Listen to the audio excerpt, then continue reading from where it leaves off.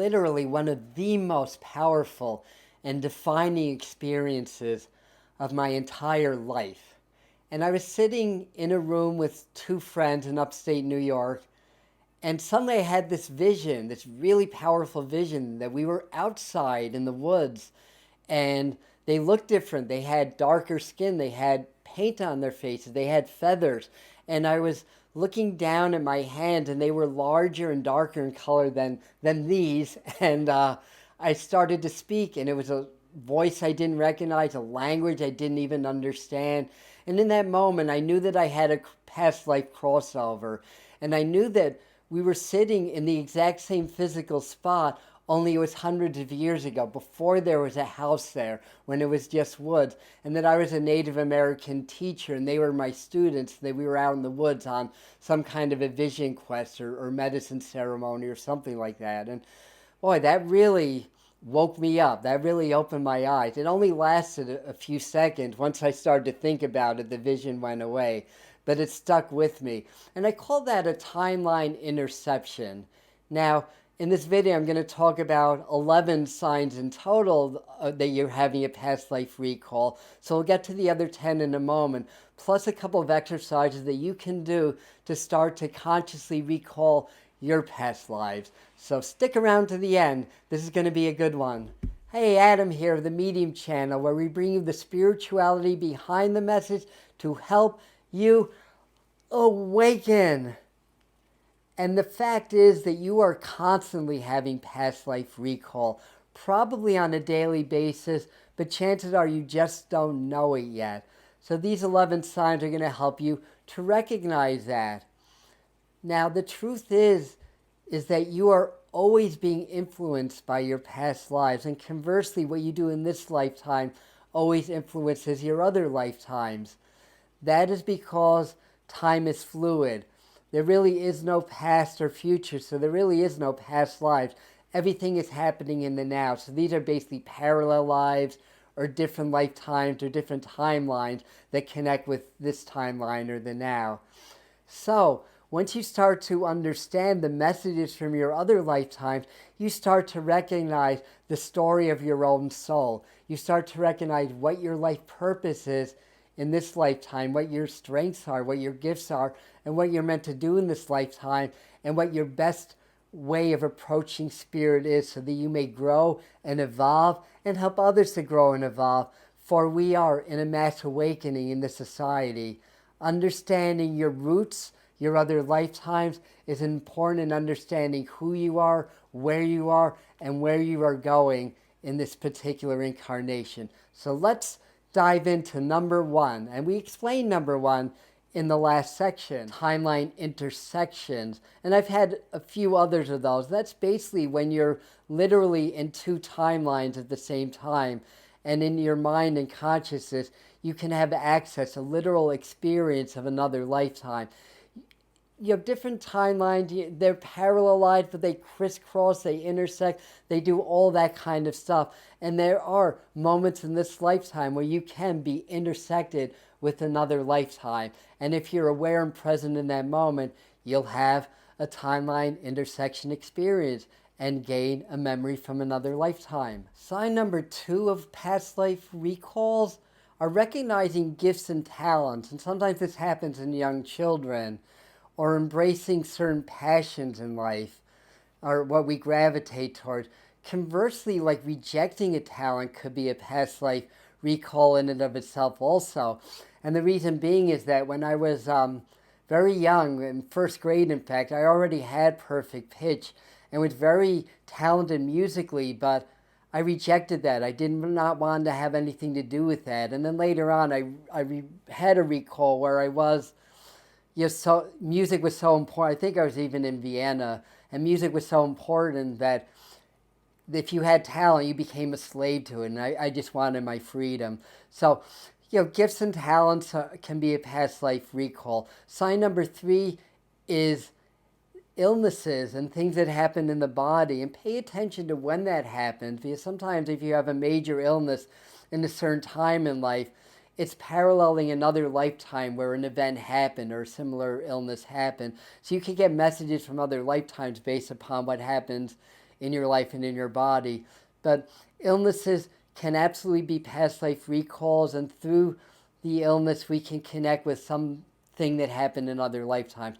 Number 4 is recurring dreams.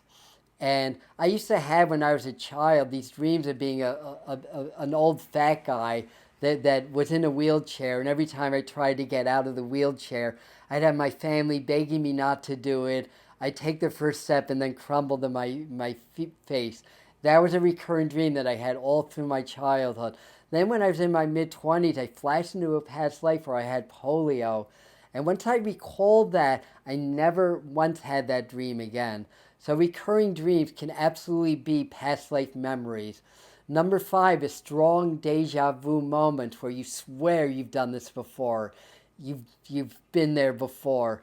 The really strong ones are very likely recalls of other lifetimes. Number 6 are fears and phobias, unusual fears, and sometimes fears and phobias develop in the course of life, and that can be an important clue also.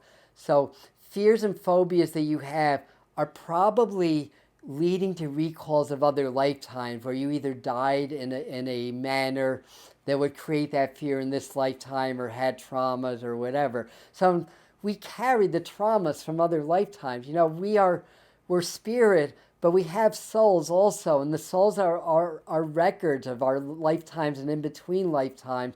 So when we come into a physical body, we imprint our soul memory into that physical body, and that's why we can have experiences that relate to other lifetimes, like illnesses or fears or phobias based on other lifetimes.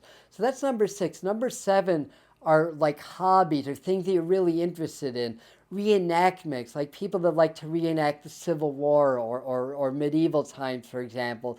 Fascination with other periods. That is very often based on past life recall. Sign number 8 is calling people by the wrong name, like family members, and calling them by a different name and not knowing why you did that, especially if it recurs.